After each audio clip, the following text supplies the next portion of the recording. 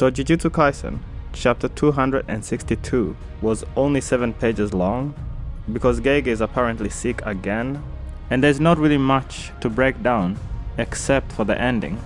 But actually, I think that it's in chapter 261 that we'll learn the new biggest mystery in the series. The dark thing that Gojo did that turned him into a monster. The thing he wanted to hide, even from his students. And in this video, we're going to be talking about what that could possibly be, and also some other interesting things we learned in the recent chapters. So with that said, let's take a look at 261, where we actually get some new, mind-blowing information. So we see a flashback of Yuta saying that he's going to do this. And then Maki is like, it's not an opinion, we can't let you. But Yuta actually says that if we're all wiped out and there's no other options, then we have to do this. Cause obviously without the 6 eyes, Yuta can't just copy the curse technique. But the big thing about this entire thing, and I think this is going to mean so much than people realize.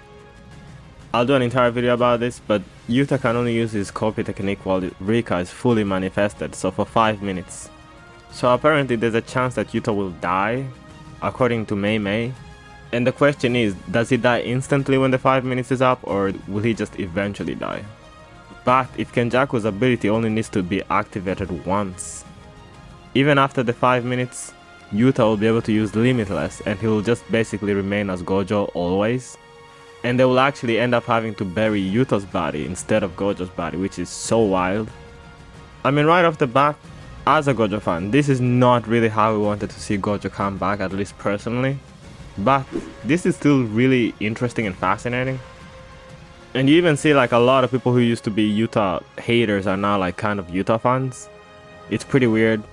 Even still though, I thought that if Gojo is gone, then they're gonna have like Yuji eat some part of him or something like that, and then Yuji's gonna gain Gojo's abilities. I don't know how Yuji would get past the question of the 6 eyes, but maybe Yuji eats the 6 eyes, but you never know. Yuji has some kind of weird body. It's literally possible that he could eat the 6 eyes and gain them. I know it sounds stupid, but, and not to mention it sounds gross and crazy. I don't know how Yuji would ever be able to do something like that. And here it says that even if Rika is not fully manifested, Yuta is able to use his copy ability inside of his domain. So he's going to be simultaneously be able to use his own domain and Gojo's domain. My goodness, this kid is going to be so busted. Already reading Yuta's domain and his future sight and all the stuff he was able to do was already like mind-blowingly broken. I was like, how is this guy not the strongest character in the series? But now you add Limitless onto that as well. It's just absurd, but it's cool though, it's kind of cool.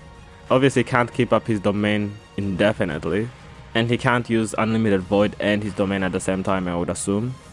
But Maki is extremely pissed. It seems like Maki is the only one here who actually has a conscience and morals. She's not going to let her sensei get done like this. I really love this from Maki. One of my favorite characters in the series, top 3 easy, and definitely not 2 or 3. But the thing with Maki is, and I don't know if I like this about her at all, when she snapped and she just lost her mind and she went to that, what do you call it, Zenin clan headquarters, and she destroyed all of them. She literally killed all of them. Hopefully there wasn't some kids involved, but that was crazy. Like, I know even if they wronged you or something, to be fair, they were kind of attacking her as well. But to kill all of them in cold blood is crazy. And now to see her having morals, oof. I would have thought that Maki don't give a flying F. But no, I'm completely with Maki here though. The whole thing is messed up. It is absolutely messed up. Maki just like quit yapping like this thing is already settled. And she's like, I'm getting really ticked off. Yuta says that we're up against the strongest sorcerer in history. We have to do everything, even throw our humanity away. But I guess Maki's upset because she doesn't want to lose Yuta as well. But Yuta has a point though. He has a point. But if this was actually a real thing, you know? As a last result, if Sukuna was real and he was that overwhelmingly powerful, and you had this option, you have to take it. You just have to take it. And Yuta is saying that we always push the burden of being the monster to Gojo. Isn't he important to us? how have they pushed that burden of being a monster to Gojo? He didn't have to take over his dead friend's body. Otherwise, everyone is gonna die anyway. Yuta has always been one of my favorite characters in the series just because he's just such a kind person. But he also manages to be one of the coolest and strongest characters in the entire series. Like, usually in anime when you see characters who are kind of soft, it really takes them a long time to kind of like develop their character to the point where they're like able to stand up for themselves. But from the beginning, Yuta was never really that soft. Like, even if you try to bully him or whatever, he doesn't care, he's not gonna back down, he's not afraid of you. And he became mentally strong, but he's still like such a kind soul. So, Yuta told Gojo that if you pass away, I'd like to take over your body. Gojo, meanwhile, is wondering why does Yuta look and sound so pissed when he's saying this. And once again, we see the famous line, "Nah, I'm gonna win, so I don't really care." What does this say? That what pisses me off is that Shoko didn't really give a rat's ass. Who is saying this? Is it Yuta or is it Gojo? But Shoko is a very, very interesting character. She's obviously a doctor. She's seen all this kind of procedures and stuff like that. So this whole thing is not really like jarring to Shoko. So I really like how she's like, "Oh, knock yourself out." That's quite refreshing. She's not like so panicky about it as everybody else is. Wow, this is actually a really cool moment. Yuta actually asks Gojo that, "Hey, I was told that I'm actually a Fujiwara descendant. Didn't you tell me that I was Sugawara?" Interesting how Gojo knows Yuta's heritage more than Yuta knows. Gojo's kind of just looking at Yuta like, who lied to you? So yeah, Gojo's like, "You and I are distant relatives." Maybe this is the reason why Yuta is even able to use Kenjaku's technique to take over the 6 eyes and Gojo's body, because we know that Kenjaku wasn't really ever able to do it. I don't remember exactly why though. But yeah, Gojo's like, yeah, maybe Uro was confused, or maybe we're both right, and there was some kind of distant ancestor that kind of linked both families. Gojo literally says that Yuta might have been born more blessed than him, which is quite a crazy statement to make. But it's not that crazy though. If you look at all of Yuta's abilities, in theory he should be the strongest character in the series, just by the stuff he's able to do. It's just that the 6 eyes are just that insane. So yeah, maybe Gojo is right. Maybe Yuta really was born with the highest potential in the series. Gojo's like, "You need to take care of your sloppy cursed energy control." Telling this to Yuta is kind of crazy to me. Like, Yuta, the powerhouse Yuta, has sloppy cursed energy control. That sounds so wild to me. Gojo's like, "I've been on your ass about that from the beginning." I think this might actually play a factor in how Sukuna might be able to take advantage of Yuta in Gojo's body, that he just may not have as good cursed energy control as Gojo did. So, we see Gojo saying that he would rather not show his students something so gruesome. And obviously he can't order them to go, but he would rather not show them this. Especially since he's not even sure it's the right thing to do. What on earth is Gojo doing here though? Does he mean his fight with Sukuna? What on earth are they talking about? Or is this the thing that Gojo had to do before he could fight Sukuna? I had just thought that that was just training all of his students to be able to back him up just in case Sukuna wins or something. He tells them to go and they're like, "No, we're staying." What on earth is Gojo doing? He's becoming a monster alone.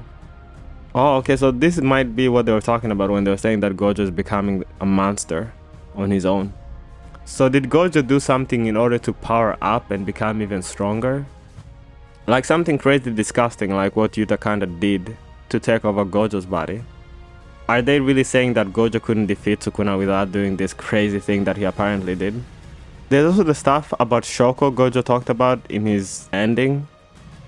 So this could also be about that. What was it about? Gojo's dad or something like that? This whole thing is pretty bizarre actually. But the fact that Yuta says don't bear the burden of being a monster alone definitely makes me think that Gojo's actually out here doing something crazy. And the whole flashback just ends by, "Back then I was left in the dust and now I have to catch up." I guess maybe Gojo's referring to the fact that Gito back then became the monster kind of. and now Gojo has to do the same thing and catch up? Or is this the thing that Gojo was so upset that Shoko didn't care about? And then Yuta says that I'm sorry I had to move you to my right. What does that even mean? Okay, so coming back to the present moment, we see Yuji being so incredibly upset with Sukuna. He's raging, screaming that he will crush Sukuna's heart because of what he did to Choso. Yuji is shocked when he hears Sukuna say domain expansion. Once again, Sukuna is able to spam his domain. However, even at this moment, Sukuna is still super confused and he's like, it can't be. The man I buried with my own hands, it can't be him. And then we immediately see the scar on his forehead. You know, this technique is actually so good, it's even able to fool the 6 eyes to not realize that that person is not who you think it is. Even Gojo literally thought it was Gito. And you also gain access to the person's memory and personality.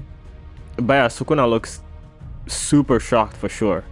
And then he seems very, very happy. He just kicks Yuji like, get out of here, get off me.